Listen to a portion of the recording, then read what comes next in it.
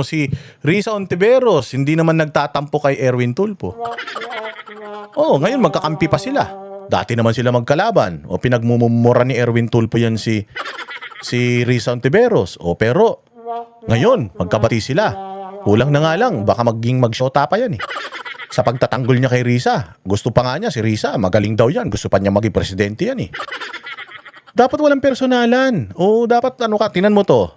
Sige nga, Senador Ontiveros, sagutin mo nga, ma'am. Bakit nananahimik ka? Magaling ka lang magpuna-puna ng mga isoli nyo yung pondo 60 million. Ikaw ngayon tanungin ko, nasaan na yung 1,760 million na pinamudmud ninyo sa mga sarili ninyo bilang opisyal ng PhilHealth noong 2015? Nasaan na?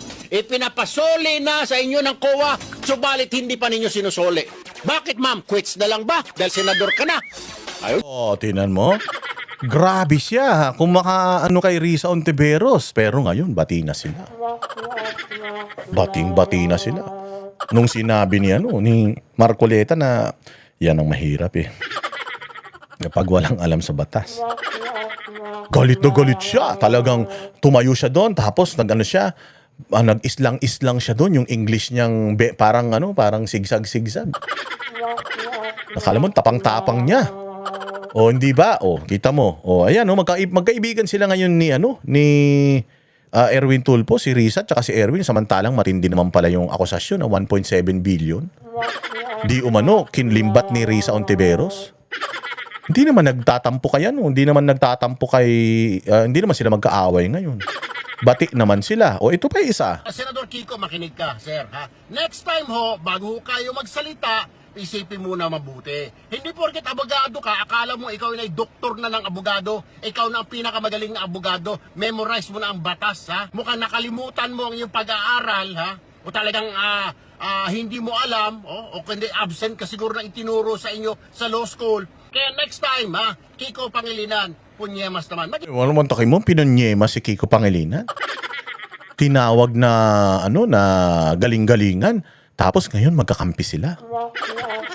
Ganyan kawalang bayag ang mga Tulfo na yan.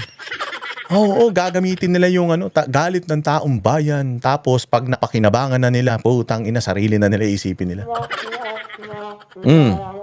Di ba, Mig Zubiri, dapat magtampo si Kiko Pangilinan dito. Grabe siyang pagpahiyain ni Erwin Tulfo dito. Pero tamo, magkaibigan sila ngayon.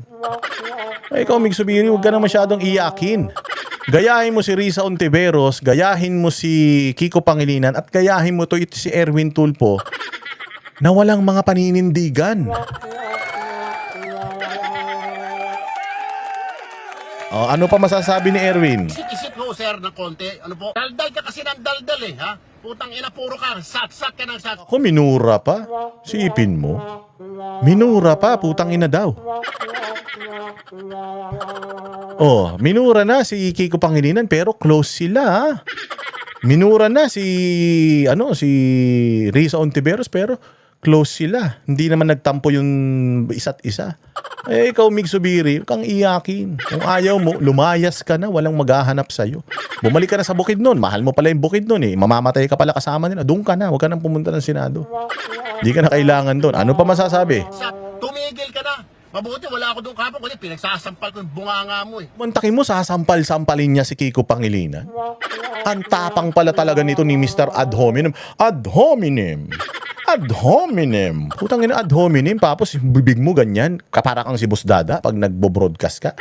Pag nagpe-Facebook live ka, wala kang pinagkaiba sa bibig ko. Tapos galit ka sa ad hominem. Puro ad hominem yung mga pinagsasasabi mo dito. Putang ina ka, ipokrito ka. Tarantado ka. Saan ka ba pinaglihin ng nanay mo? Sa balimbing na bulok? Ba't ngayon ang bait-bait mo na sa kanila? Bakit parang kulang na lang mag-share kayo ni Kiko Pangilinan kay Sharon? Si Risa Ontiveros, kulang na lang maging kulasisi mo siya. Sobrang close nyo. Tapos minumura-mura mo.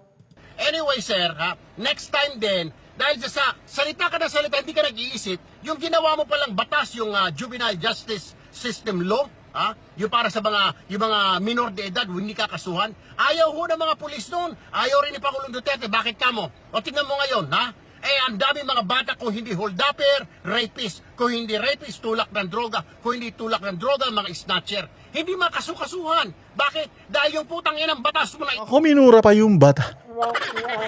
May Erwin, ba't minumura? Bakit mo minumura tapos ngayon bati na kayo? Ganyan ba talaga kayong mga tulpo? Wala kayong mga prinsipyo? Galit ka sa tao tapos bati-bati na kayo ngayon. Yan ang gayahin mo, Migsubiri. Makipagbati ka na kay Aimee, makipagbati ka kay Bato, hindi ka naman nila minumura.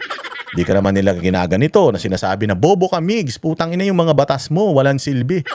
Putang ina, mas makinis pa yung mukha mo kaysa sa batas na mga pinaggagawa mo. Wala ka naman silbi sa Senado, wala naman tumatak na mga batas mo. Mabuti pa si Kiko Pangilinan, merong kahit tanga yung batas niya, tumatak sa taong bayan.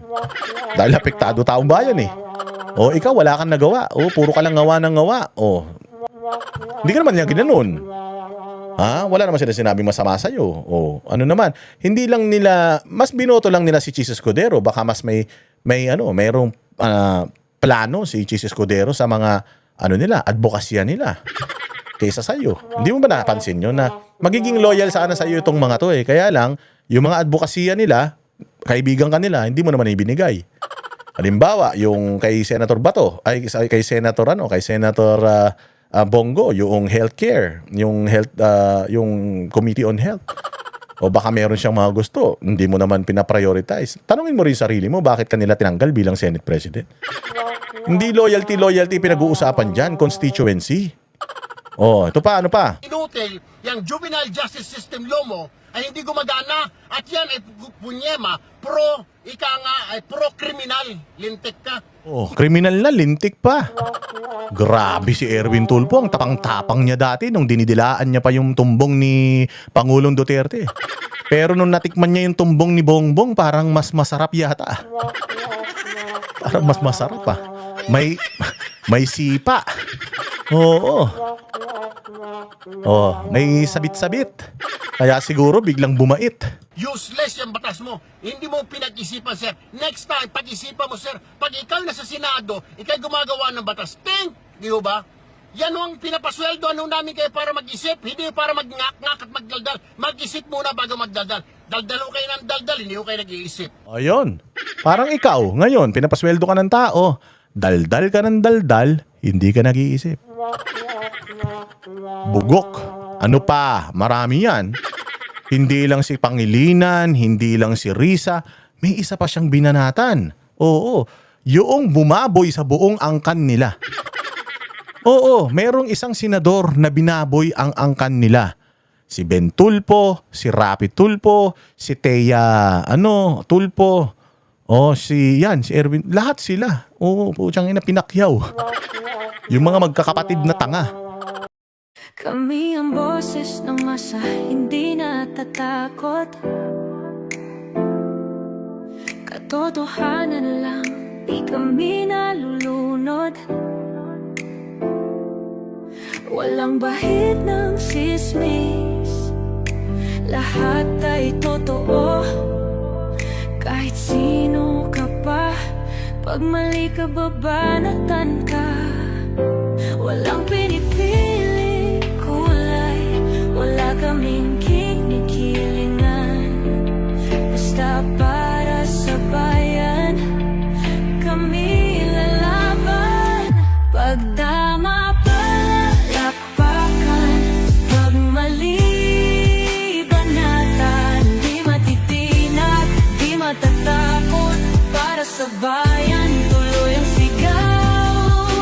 Sa harap ng kamera, walang halong takot. Mga baluktot, lahat kayo'y tutumba. Ang hustisya at totoo, yun lang ang mahalaga. Kahit sinong harang, di kami matitinag. Walang pinipiling kulay, wala kaming kinikilingan. Basta para sa bayan, kami lalaban. Pag tama palapakan, pag mali banatan. Di matitinag, di matatakot, sa bayan.